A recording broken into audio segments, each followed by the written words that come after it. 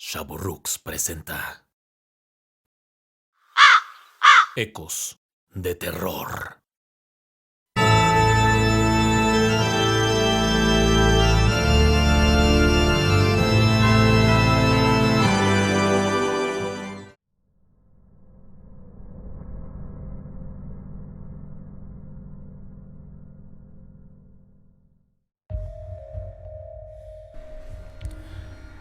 Ambas ramas de mi familia son de la región norte del estado de Puebla, de un pueblo llamado Nuevo Necaxa, cuna de la industria hidroeléctrica mexicana, la cual vio su origen durante el Porfiriato.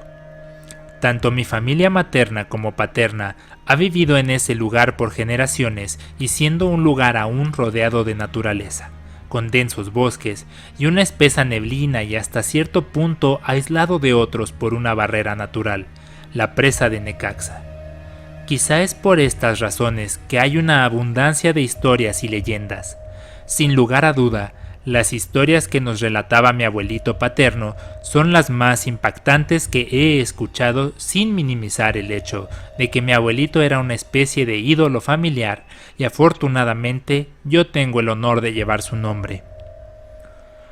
Una de las historias de mi abuelito involucra a la familia. En los años 30 del siglo XX, Nuevo Necaxa aún era una comunidad muy pequeña. A pesar de ser cuna de la industria eléctrica y casi paradójicamente, no eran muchas las zonas en donde había alumbrado, especialmente cerca del bosque. Mi abuelo creció en Nuevo Necaxa, con sus 3 hermanas y sus padres. Mi bisabuelo era de origen chino y era muy protector de sus hijos.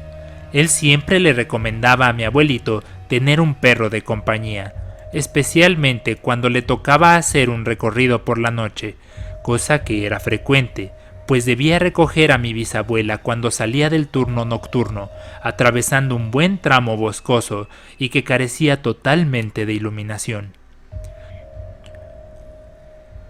Mi abuelito no solo hizo caso, sino que estaba orgulloso de que su perro era particularmente bravo y no se asustaba fácilmente, lo que lo convertía en un buen protector.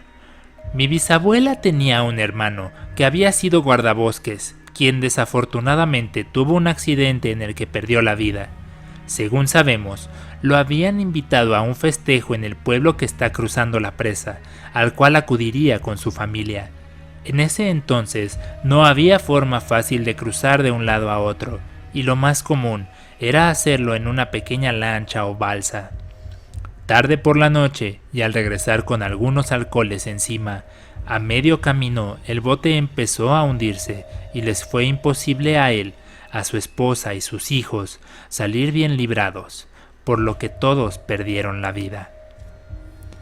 Algunas semanas después, en casa de mis bisabuelos, en una vivienda hecha de madera y lámina, construida cerca del río y de una ladera, se empezaron a presentar eventos inquietantes por la noche, ya entrando en la madrugada.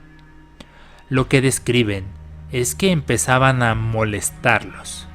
Los perros de la familia comenzaban a ladrar, aullando de manera frenética, como si tratasen de advertir algún tipo de peligro. De la aparente oscuridad de la noche se escuchaban y sentían golpes en las puertas y ventanas de la entrada con fuerza y violencia, haciendo crujir la madera y resonar la lámina. Esto transcurrió por varias noches en las cuales mi bisabuela, que era una persona que creía mucho en temas sobrenaturales, hacía lo posible por calmar a mi abuelito y sus hermanas. También sugería algunas acciones poco ortodoxas, como arrojar el contenido de sus basinicas y cómodos a modo de ahuyentar a los espíritus que estuviesen atormentando a la familia. Mi abuelo relataba que, a la mañana siguiente de todos esos eventos, aparecían marcas en diferentes lados de las puertas y los muros de la casa, marcas que parecían como las cerraduras de un caballo, así como nudillos en las partes más altas. Un punto importante de todo esto es que todos los perros de la casa, incluyendo el de mi abuelito, después de ladrar y aullar de manera frenética, se iban a algún rincón, llenos de pavor e impotencia, e irónicamente, el perro que pertenecía a mi abuelito y que era el más bravo, llegaba al punto de hacer un hoyo en el piso de un pequeño patio interior, metiendo la cabeza por completo en la tierra. La familia evidentemente no estaba en paz, y ya después de varias noches se sentían completamente desolados por esta situación. Mi bisabuela decidió que era momento de hacer algo más, y les explicó a sus hijos y a su esposo que era algo de lo que ella se tenía que encargar. Una de las noches que empezó a suceder esto de nuevo, mi abuelo narraba que su madre salió pidiéndoles a todos que no salieran, que se mantuvieran en su lugar. Cuando ella volvió, los golpes y ruidos cesaron, pero su madre no pronunció palabra alguna. Al día siguiente, la bisabuela hizo que llegaran algunos trabajadores para que escarbaran entre tierra y grava algunas zonas del terreno donde vivían, hasta que encontraron algo que estaba enterrado. La bisabuela lo tomó, lo envolvió en algo para que no se pudiera ver lo que sostenía y se lo llevó. A partir de esa noche, no los volvieron a molestar de nuevo. Mi abuelito, con enorme curiosidad, le preguntó a su madre qué es lo que había pasado, cómo es que había logrado que se detuviera. La bisabuela le contó que esa noche que salió a encarar la situación, lo que encontró afuera fue a su hermano, justamente al guardabosques que había fallecido en el bote junto con su familia. Este venía con un caballo, pero ni él ni el caballo eran normales. Ella lo describió como si tuvieran una forma espectral y que transmitían una vibra de dolor y pena. Su hermano le dijo: Ahí en la grava hay algo que necesito que saques y que entierres en el mismo lugar donde estoy yo. Naturalmente, mi abuelito preguntó de qué se trataba. Lo que mi bisabuela encontró fue algo que ella describió como los restos de un feto humano, al cual le dieron sepultura. Lo que imaginamos es que el tío había mantenido eso oculto, probablemente siendo el resultado de una relación extramarital, y que él sentía la necesidad de ocultar de su familia. Sin embargo, no sabemos con exactitud la relación del hermano de mi bisabuela con este feto. Lo que sí sabemos es que los encuentros de mi familia con lo sobrenatural no se limitan a esto y que, en Nuevo Necaxa, hay muchas más historias que contar.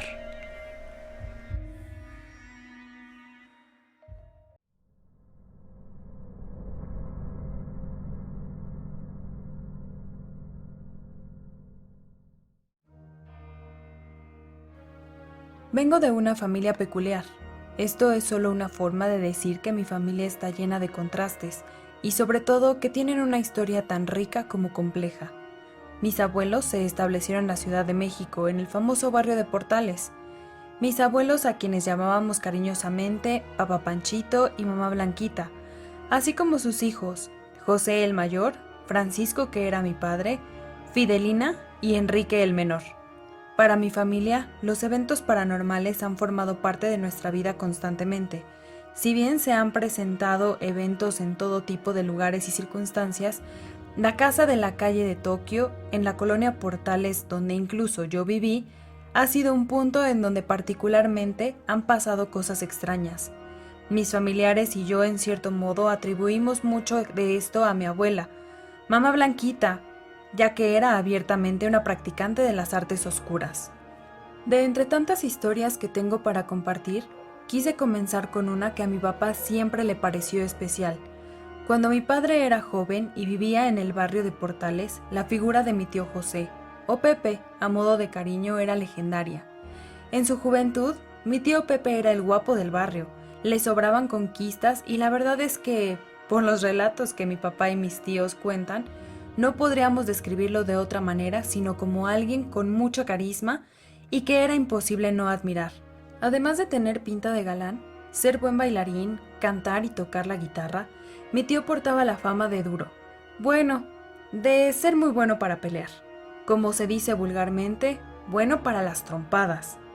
No muy acorde a la filosofía de estos días, Pero más común de lo que parece en esas épocas, se contaban historias de que mi tío Pepe recibía ofertas continuas de mujeres, algunas de ellas casadas, para que les hiciera un hijo. No solo hablamos de alguien con una popularidad local, sino de un individuo que gozaba del amor completo de su familia. Era el ídolo de su casa y claramente el predilecto de mi abuela. De sus hermanos, era mi papá quien más lo seguía y buscaba ser mucho como él. Mi abuelo era alguien que por sus ocupaciones estaba mucho tiempo fuera de la ciudad y de su casa, por lo que mi papá veía a Pepe como un modelo a seguir. Eran muy unidos y mi tío Pepe, en su figura de hermano mayor, tomó en su tutela a mi papá y lo enseñó a defenderse, entre otras cosas. Si bien mi tío Pepe era bravo, nunca estuvo involucrado en nada chueco. Mi papá, por otro lado, influenciado por la imagen de su hermano mayor, sí se desvió un poco y tuvo una época en la que anduvo en malos pasos, y en una especie de efecto dominó, tuvo una influencia similar en su hermano menor, mi tío Enrique. Es en una de estas ocasiones en las que justo por andar en malos pasos se metieron en un problema. A bordo de un Volkswagen Sedán o bochito, fueron parte de una persecución en automóvil. Intentaban eludir a sus persecutores, mi papá al volante haciendo toda clase de movimientos y trucos, mi tío Enrique haciendo uso de un arma que siempre presumió y le encantaba, su Colt Python 357. Tengo muy grabado el nombre de la figura de esa pistola, porque uno no podía ver a mi tío Enrique sin su arma. Eran tal cual inseparables. Esta afición a las armas era otra de las cosas que resultaron de gustos heredados, de mi tío Pepe, que gustaba de coleccionar pistolas. Era su Colt Python la que mi tío descargó en repetidas ocasiones mientras mi papá conducía el bochito buscando llegar a algún lugar para escapar. Gracias a la pericia de mi papá, se encontraban aparentemente a salvo. Probablemente al disminuir un poco la adrenalina fue que súbitamente mi papá sintió un piquete en la espalda y unos instantes después comenzó a perder fuerza en sus piernas. Se había dado cuenta de lo evidente, lo habían herido. Mi tío Enrique se percató de la sangre que salía a borbotones de la espalda de su hermano y comenzó a entrar en pánico. Mi papá, con un temple que siempre lo caracterizó, le dijo que se calmara. Como pudieron, cambiaron los lugares y mi tío condujo a mi papá al primer hospital que pudieron. Los recibieron en urgencias y tan pronto ingresaron a mi papá, mi tío Enrique contactó a su hermana Fidelina. Mi tía tenía poco de haberse recibido como médico y fue la primera persona en la que pensó Enrique, pues seguro sabría cómo manejar la situación. Una vez que mi tía llegó al hospital acompañada del compadre de mi papá, recibieron el parte médico. La herida era crítica y los estudios de imagen y radiología mostraban el impacto demasiado cerca de la columna vertebral, justo a la altura de los omóplatos, o las alitas como les decimos comúnmente.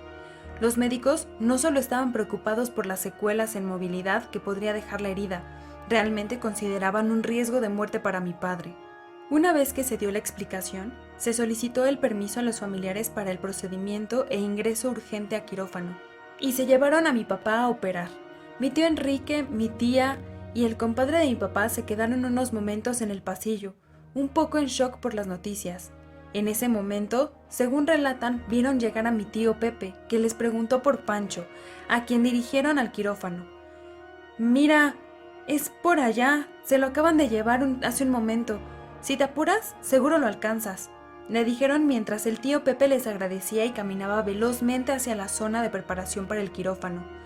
Todos sintieron un alivio en ese momento, porque, pues, como ya se los mencioné, Pepe era el líder moral de la familia, el admirado, el que siempre llegaba a resolver los problemas. Aunque ese alivio pasó rápidamente y se convirtió en un shock todavía mayor. Era Pepe, ¿verdad? ¿Tú también lo viste? Y sí, los tres presentes lo habían visto y escuchado. Es ahora importante aclarar que mi tío Pepe había fallecido un año antes de estos eventos. Su muerte fue un accidente un tanto trágico. Como les dije, tenía una afición por coleccionar pistolas de todo tipo y antigüedad. Se encontraba echando unos tragos en casa con un amigo que él quería mucho, y este amigo demostró interés por una vieja pistola que se encontraba atascada y no servía. Mi tío Pepe, en un acto de generosidad, le dijo que con gusto se la regalaba, y mientras el amigo la manipulaba, el arma se disparó accidentalmente, privando de la vida a mi tío de forma instantánea. Esa fue una de tantas veces que mi tío apareció después de muerto. En lo que a mí respecta, siempre he creído que logró descansar hasta que mi abuela falleció. Ella no lo dejaba descansar. Al ser su hijo adorado, estoy segura de que encontró la manera de retenerlo en este plano, de no dejar que se fuera por completo. En lo que respecta a mi padre, su cirugía fue milagrosa. Ni los doctores, ni mi propia tía se logran explicar cómo es que mi papá no tuvo ninguna clase de secuela, más allá de una gran cicatriz y un pequeño hueco en donde había impactado la bala. Rastros que yo misma pude constatar al cuidar a mi padre en algún momento. Quizá solo se trató de un excelente trabajo por parte de los cirujanos, más una gran fuerza natural de mi padre. O tal vez mi tío Pepe intervino con esa gran cantidad de habilidades y dotes que la vida le dio y que quizá llevó a otro nivel después de la muerte.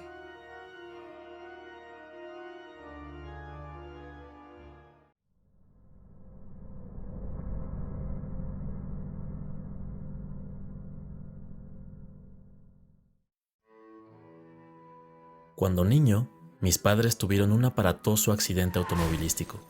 Afortunadamente yo no iba con ellos, pero salieron muy lastimados. Cuando mi abuela me llevó al hospital donde los estaban atendiendo, el pronóstico era aparentemente muy malo. Puedo sentirme tranquilo de que mis padres no murieron. Sin embargo, pasaron una larga temporada en el hospital y en diferentes rehabilitaciones.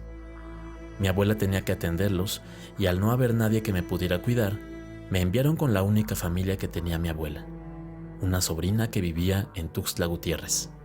Hoy es una ciudad mucho más moderna que entonces, pero en la que todavía hay zonas de casas que están muy cerca de la vegetación, y ese era el caso de la familia que vivía ahí. Al llegar a la casa de mis parientes, nos recibieron la sobrina de mi abuela, que era prima en algún grado de mi madre. Su nombre era Rosa. Tenía un aspecto muy tétrico, pues se trataba de una mujer de poco más de 40 años, pero que ya tenía un cabello muy canoso. Tenía una cicatriz en la mejilla izquierda muy llamativa, como si alguien le hubiese querido cortar la cara, además de que tenía un párpado caído del lado derecho. Más allá de su apariencia atemorizante, Rosita, como le decía mi abuela, era una persona muy tierna y más bien frágil. Mi abuela estuvo solo la noche que me dejó y se regresó inmediatamente a la Ciudad de México, advirtiendo que debía comportarme y hacer caso de todo lo que Rosita me indicara. Rosita hablaba poco, pero trataba de hacer que me sintiera cómodo. Al estar en periodo vacacional, realmente trataba de pasar el tiempo haciendo cosas simples. Había llevado algunos juguetes y todavía estaba en edad de entretenerme con libros para colorear y rompecabezas. Ella no tenía televisión y pasaba la mayor parte del día en la cocina, desde donde me observaba siempre vigilante, con esa mirada que me incomodaba debido a su ojo a medio abrir. Habrán pasado un par de días, cuando de la nada entró un hombre a la casa gritando con voz grave y de manera ruda. «¡Ya llegué, madre! Sírvame algo de comer, que vengo muriéndome de hambre». Rosita, de manera muy nerviosa, comenzó a servirle rápidamente. «¿Y ese escuincle cara de chango? ¿Quién es?», preguntó el hombre refiriéndose a mí, en un tono que recuerdo más en forma de broma que de burla. «Es tu primo de México, el nieto de la tía Olivia», respondió Rosita con una voz tímida. «Ah, mi primo», murmuró el hombre entre dientes y con un tono que revelaba que no le hacía mucha gracia. A mí se me quedó muy grabado el hecho de que fuera mi primo. Yo no tenía más familiares en la Ciudad de México y siendo todavía pequeño, me generó un poco de ilusión tener al fin a alguien a quien llamar primo. Una vez que terminó de comer, mi primo se metió a una habitación al fondo de la casa. Se encerró azotando la puerta y no volví a verlo por el resto del día. Yo, por la curiosidad que me generó toda la situación, me acerqué con Rosita y le pregunté sobre él, particularmente por su nombre. Rosita me respondió muy seca. «Se llama Juan y es mejor que no te le acerques. Tienes prohibido ir a su habitación, ¿me entendiste?». La dulzura habitual de Rosita había desaparecido por un instante, y en su expresión ahora solo podía notar miedo. Un miedo que me transmitió a mí. A la mañana siguiente, Juan no estaba. La rutina que teníamos en casa de Rosita siguió así por algunos días, hasta que de nuevo, casi como una calca de la primera vez que lo vi, llegó mi primo Juan, pidiendo alimento y encerrándose en su habitación. Noté en esta ocasión un aroma muy intenso que venía de su cuarto, una mezcla de algo que realmente olía muy mal y no podía identificar, así como de hierba fresca, parecido a como huelen la tierra y el pasto cuando llueve. Lo que era un hecho es que yo podía pasar varios días sin ver a Juan y nunca lo veía salir, solo entrar. A medida que pasaban los días, comencé a poner un poco más de atención a las cosas. Como ya dije, no tenía mucho que hacer, y la verdad llegó un punto en el que mis juguetes me aburrieron y ya no tenía más que estar con Rosita, y aunque yo aún era pequeño, notaba cómo seguía algunos hábitos que llamaban la atención. Notaba que colgaba crucifijos por muchas de las paredes de su casa, y según recuerdo, no siempre lo hacía en los mismos muros. Era como si cambiara de posición los crucifijos. También veía cómo cerraba con cuidado puertas y ventanas durante la noche, colocando una pequeña línea de sal en las orillas. Una noche lluviosa, dormía pacíficamente en el pequeño cuarto que me acondicionó Rosita, cuando un trueno me despertó. Asustado, salí de la recámara y me dirigí al cuarto de Rosita, y noté que mi primo salía de su habitación, casi sin hacer ruido, y se perdió en la oscuridad a medida que se dirigía a la puerta principal. Yo seguía asustado, pero el encuentro sembró en mí una idea que consideraba genial. ¿Y si espero a Juan y lo sigo para ver dónde va? Así estuve planeando el encuentro con mi primo. La verdad es que era yo muy ingenuo, y no sabía qué haría después si es que lograba seguirlo, pero sin mucho más que pensar, desperté durante varias noches fijándome por la rendija de mi puerta para ver si Juan salía. Debieron haber pasado 3 o 4 días, y por fin logré ver cómo dejaba su habitación, con el mismo sigilo de la vez anterior. Tan sigilosamente como pude, lo fui siguiendo hasta la entrada, y no sé cómo agarré valor y lo seguí incluso fuera de la casa. Caminó hacia los árboles, y entre la maleza, de pronto noté cómo se agachaba y recogía con sus manos lodo y se lo untaba en el cuerpo mientras decía algo que no podía entender y no recuerdo. Un momento después, ya no podía ver a mi primo, y de pronto vi a un gran felino salir entre los árboles, negro, de ojos amarillos y con una actitud amenazante. Por un segundo, podría jurar que me miró, para después seguir su camino lejos de ahí. Yo estaba muy asustado. Regresé a la casa, me metí a mi recámara e intenté dormir. Pero lo verdaderamente espeluznante ocurrió un par de días después, cuando Juan regresó a la casa. Como siempre, pidió de comer, pero ahora hubo una diferencia. Me miró fijamente y dijo de una forma tan atemorizante como su mirada: «A ver, pinche chamaco, ¿qué andas haciendo fuera de tu cama en la noche?». Yo no supe responder. Estaba paralizado. Rosita quiso intervenir, pero Juan le dijo: «Usted no se meta. ¿O quiere que le cortemos la otra mejilla por andar de metiche?». Ella reculó claramente asustada. «Mira, deja de estarte metiendo en mis asuntos. Y cuidadito y le dices algo a alguien», me dijo amenazante mientras se acercaba a mí. Con sus 2 grandes manos me tomó por los brazos y dijo: «Si no haces caso, te voy a abrir la barriga y te voy a sacar el corazón». En ese momento yo quería correr, quería llorar, pero solo me quedé ahí, mudo. Finalmente me dejó, fue a su habitación y se encerró como siempre. El resto del tiempo que pasé ahí, que afortunadamente ya no fue mucho, vivía aterrado todos los días. No hablaba. De hecho, me tomó algunos meses volver a pronunciar palabra, cosa que a mis convalecientes padres les vino muy mal, pues ellos me necesitaban a mí casi tanto como yo a ellos. Con respecto a Rosita y a Juan, años después supe que Rosita murió, sin que tuviera conocimiento claro de la causa. Juan, por el contrario, solo desapareció. Al menos en cuerpo, porque a más de 25 años después de esto, hay noches en las que me persiguen mis sueños, en su forma felina, acechando, vigilante, como si quisiera decirme que no me he librado de él.